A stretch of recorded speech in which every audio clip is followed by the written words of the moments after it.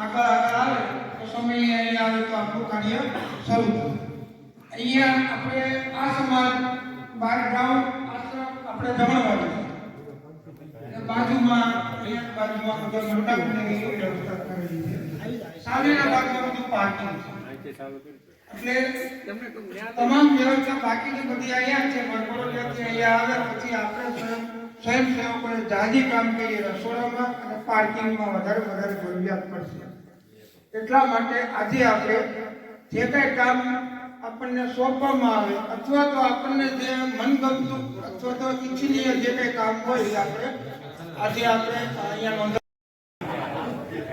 પણ મતીલા ગામમાં અમારે ભૂપેન્દ્રભાઈને તરત સંપર્ક કર્યો કે ભૂપેન્દ્રભાઈ આપણે અશોક પટેલ હવામાન ખાતાના સચોટ 99% જેનું સાચું પડે છે એવા અશોક પટેલ આપણી સાથે લાઇઝનિંગમાં છે. ભૂપેન્દ્રભાઈ પાસે 23 તારીખે વરસાદ નથી, 24 તારીખે આપણે કશી ચિંતા નથી, માત્ર ઠંડી છે.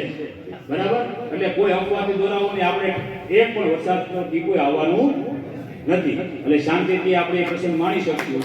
અને સાહેબ પણ એની વાત કરશે. સાહેબ એને આમંત્રણ પણ આપ્યું છે અને રમણીકભાઈ એમને આમંત્રણ પાઠવ્યું છે. સાહેબ સાથે શું વાત થઈ એ કદાચ કહેશે. સાંભળીએ આપણે રમણીકભાઈ વિરોધ. શ્રી ઉમિયા માત કી. ભાવેશભાઈએ થોડાક વધારે વખાણ કરી નાખ્યા.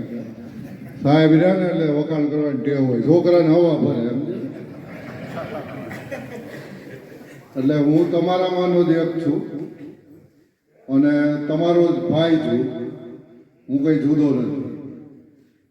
મને સમગ્ર આયોજકો અમે તમારા વતી ગૌરવ અને ખુશી અનુભવીએ છીએ કે અમે જ્યારે પણ સાથ પાડીએ છીએ ને એટલે તમે હાજર થઈ જાઓ છો. હાજર થાવ છો એટલું નહીં, જે કામ સોંપીએ છીએ અત્રેથી ભાવેશભાઈ અને એની અમારી બુદ્ધિમત્તા પ્રમાણે જે કામ આપ્યું તમને તમે સહજ સ્વીકારી લીધું એ જ અમારા માટે મોટી જીત છે. આમાંથી કોઈ એવો વિરોધ ન કર્યો કે અમે આ કામ નહીં કરીએ. એનો મતલબ કે આપણે બધા એક સાથે મળીને આપણા કુટુંબનું કામ છે, પરિવારનું કામ છે એ સમજીને એ ભાવના સાથે આપણા સમાજને રૂડો લગાડવા માટે કામ કરવા તૈયાર છીએ. એ મા ઉમિયાની આપણા ઉપર કૃપા છે અને મા ની કૃપા હોય એટલે આપણને કોઈ તકલીફ પડે નહીં. ભાવેશભાઈ કીધું ને કે અશોક પટેલ સાથે આપણે વાત ચાલે છે એટલે કાલે જ મારે સાહેબ સાથે વાત થઈ. મને કે સાહેબ 90% આપણે વિચારતા હોય એવું કદાચ ના થાય પણ 2% ભગવાન માટે રાખવા પડે. એટલે કુદરતને નહીંતર આપણે માનશું નહીં. એટલે કે 2% પણ લગભગ કઈ વાંધો નહીં આવે. કદાચ ઠંડી આવશે એટલે ખાસ આ વાત એટલે કરવાની કે કદાચ ક્યાંય અફવાઓ ચાલતી હોય. અને સાહેબે એક સવાલ મને સરસ કર્યો હતો. મને કે ધારો કે કંઈ થાય તો આપણી પાસે વ્યવસ્થા શું? મેં કીધું સાહેબ વ્યવસ્થા કાંઈ નહીં.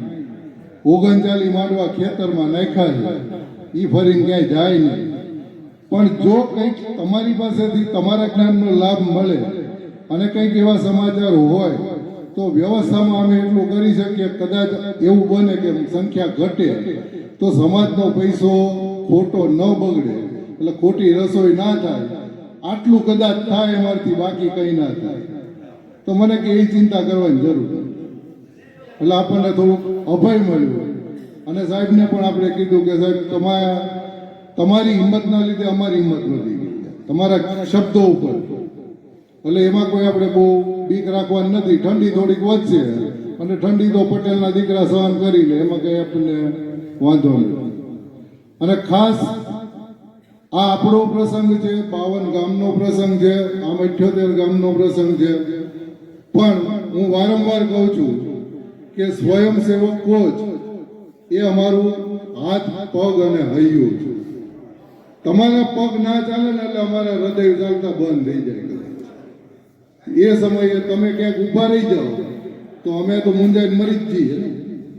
અમારા 2, 5 કે 10 થી કાંઈ ના. એટલે તમારા પગ ચાલશે, હાથ ચાલશે, ત્યાં સુધી આપણને કોઈ તકલીફ છે નહીં. અને મને ભરોસો છે કે તમે આ કામમાં કોઈ પણ જગ્યાએ ક્યાંય પણ કોઈ પણ પ્રકારની કચાશ આવવા દેશો નહીં. એવા ભરોસા સાથે હું આ વાત કરું છું કે ભરોસો તમે નહીં તોડો, અમે પણ તમારા ઉપર એટલો જ ભરોસો મૂકીએ છીએ. અને છતાંય પણ ક્યાંય કોઈ નાની મોટી તકલીફ થાય, ક્યાંય કંઈક અગવડ સગવડ થાય, ક્યાંક કોઈક થાય તો આપણો પ્રસંગ છે એટલે આપણે થોડું એક દિવસ કંઈ પણ મન દુઃખ થાય તો એ પી જવું, બીજે દિવસે આપણે પછી બધી વરાળો કાઢીએ છીએ, કાઢી લઈશું. એનું મનોમંથન કરીશું જેથી આગલા વર્ષે આપણે એમાં સુધારો કરી શકીએ અને એમાં ક્યાં તકલીફ પડી હતી, કેવી રીતે પડી હતી, એનું સોલ્યુશન લાવી શકીએ. પ્રશ્નો હોય પણ પ્રશ્નોનું સમાધાન પણ સાથે હોય. હું ગણિતનો શિક્ષક હતો ને એટલે મને એટલી ખબર, દાખલો હોય ને એનો જવાબ હોય તો જ દાખલો બન્યો. જો એનો જવાબ આવવાનો જ ન હોય તો દાખલો બને જ નહીં. એટલે એનું સમાધાન સારામાં સારું કઈ રીતે આવે, એનો ઉકેલ કઈ રીતે આવે એ મનોમંથનથી જ આવે. અને ભૂલમાંથી જ આપણે શીખવાનું હોય. ભૂલ તો અમારી પણ થાય, તમારી પણ થાય અને કોઈનાથી પણ થઈ શકે.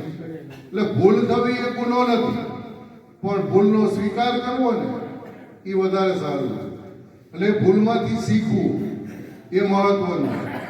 જો રાવણે એની ભૂલ સ્વીકારી લીધી હોત ને તો કોઈ પ્રશ્ન જ નહોતો, તો રામને ધક્કો ખાવાની જરૂર ક્યાં? પણ રાવણે ભૂલ ના સ્વીકારી એટલે રામને છેક સુધી ધક્કો આ સુગ્રીવ સેનાને લઈને જવું પડ્યું. તો આપણી આ સુગ્રીવ સેના છે